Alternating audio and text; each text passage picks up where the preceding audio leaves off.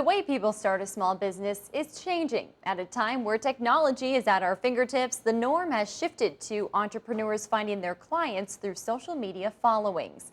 Tonight, CBS 3's Natalie Grant shares how a local small business owner has taken off through the power of puppies and Instagram.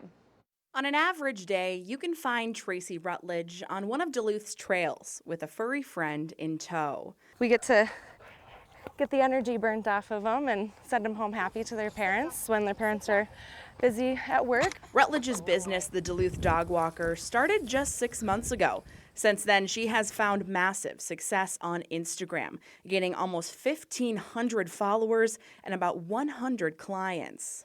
I'm a millennial, so Instagram is my language. I really wanted my business to be transparent.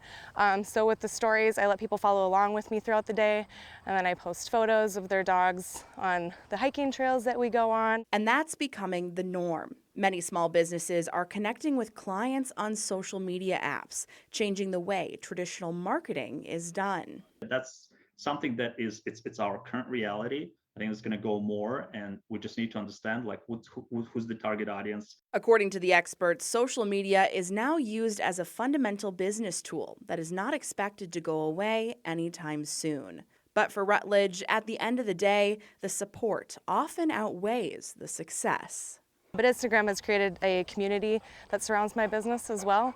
So even the people that aren't my clients are very important to me. I speak with them all the time. They ask me dog questions and are always big supporters of my pack and myself and my business.